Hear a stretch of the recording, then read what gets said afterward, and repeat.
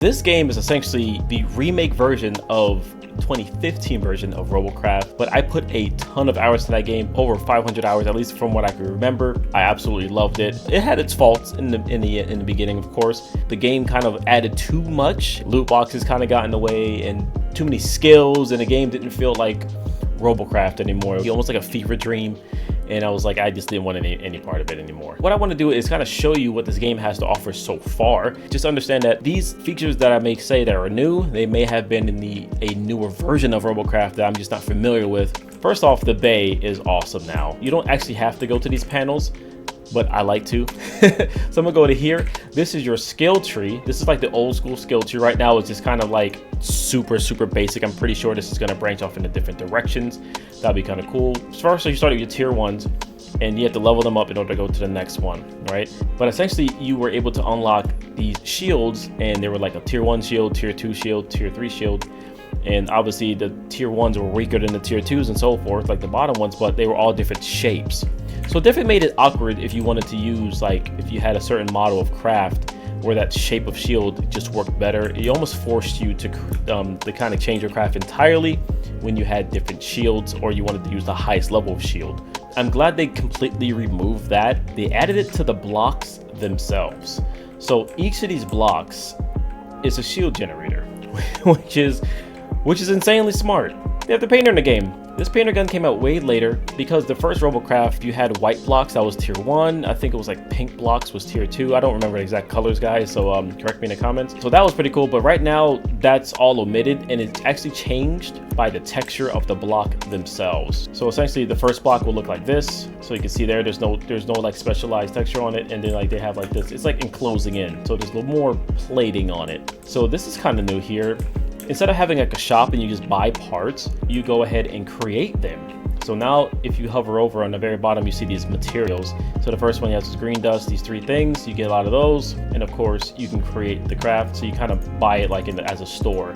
This goes to your cart, and then you can go ahead and purchase these things. And you can hit the shift button if you want to buy more. You can go ahead and hit shift, buy 10 of these things. These are the cool tank treads, and I kind of want to touch base on these because these are kind of new to me. Wheels were kind of king back in the day. They kind of still are right now. Treads are something that I'm kind of liking it, but I'm actually kind of hating at the same time. One cool thing about the treads as well, they function as like straight wheels, but they have a crap ton of armor. I don't know how they innately function. I believe as long as you have more connection wheels, they combine their armors. And I believe if you were to add another track, like you see how that one, they all can kind of couple together, they would share HP pools. Now, I believe that's how it should work. I'm not sure if it does work that way. So this is obviously your store to buy your in-game currencies. This is to buy time. Now, obviously don't take these prices as final. I'm not sure what these prices are going to be. I do wish that they would put a one-time buy on these things. Of course, you gain more experience, more of these robot things, and more resources. So this is kind of your map, how you can select the type of place you want to go to. So right now they're going to have, this is the old school Hellion Crater, and they'll show you what kind of mode it is now. Elimination shows you the nuances of it. And so this just leads me to believe like there's going to be different places possibly on this map, or different worlds that it's going to be able to fly to, because I remember there's a snow map too in the old games. I'm pretty sure they're going to use all of them with different types of play modes. Definitely can't wait to have some of the good play modes come back. I hope they bring like what was it called, plutonium, the plutonium crystal. That was pretty cool play mode. And of course you can have your squad here. Looks like you can have a total squad of 5. So this is a cool thing here. CPU is essentially the amount of pieces you can put in total. Each block is worth a certain amount of CPU. Like these blocks here are just all 1s. These blocks here are like 30, 34, 38, so on and so forth. But the blocks primarily are 1 because their ranking system is different. Obviously, if you use higher tiers and try to go to lower one, you won't be able to. So you can still play around with that. You can still kind of twink out and like bring some higher level tier stuff to the lower levels, but you're gonna have to watch that ranking system. So right here, you can go ahead and have multiple bays, which is pretty cool. So this is essentially your save points now, like your save slots, but you can upgrade your bays here. So I have this on bay here, you can upgrade it, so on and so forth. Now, I don't think your parts are shared. All your parts that are used here, you will not be able to use in this bay. This last panel here is just to open up this door, and check this out. This is pretty cool. So the game goes into like this test mode. You come out here, this is pretty awesome. You know, here's the old craft. I think this is what you literally started with in the Robocraft 1. This was like your starter craft that they gave you. So you can go ahead and shoot it. So as you can see, you see the shield, it just goes down. So I can't disrupt their parts just yet until that shield is down. So once that shield is down, now it goes by the health. That's one thing I find really amazing.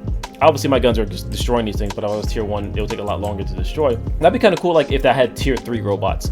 I'm talking to the devs here. As I level up, if I go into training, these bots are, these dummy bots are also leveled up with me. So I'm tier 3, maybe I get some tier 3 units here. You can explore the map if you want to. There's nothing really in the map. You can go in there, kind of fly around, and maybe there'll be some objective captures you can do once those game modes are out. But otherwise, that's essentially it for this play mode. And of course, if when you're done, you can either just use your radio menu or press escape, I should say, to go back.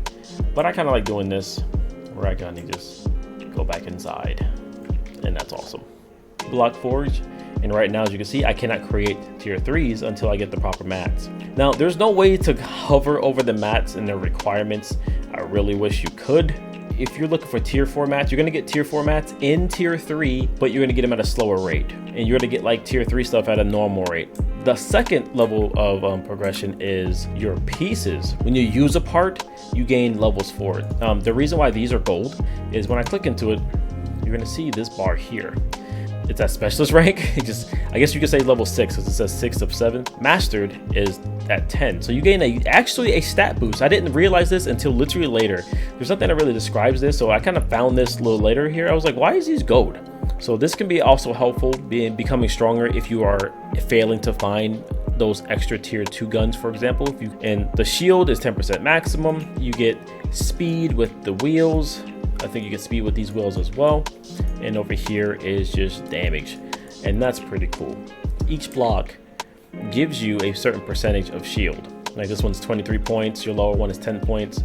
It really promotes you wanting to put more blocks on. All right, the last thing I'm gonna touch on is this paint gun. You can kind of save your colors. So I'm gonna go ahead and this blue, and you can change it to like this green. And let's say if I have that orange on my craft, I believe I can change that color right now. You see that?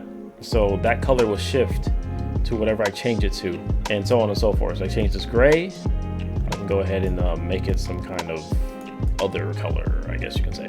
As you can see here, guys, here's our Robo spaceship, and there's different bays with tier 3 and 4 are a little bit bigger, and then 5 and 6 are massive back there. You see them? Those could be the mega slots. I want to show you guys an example, if I can, where this shark, I call it the shark robot.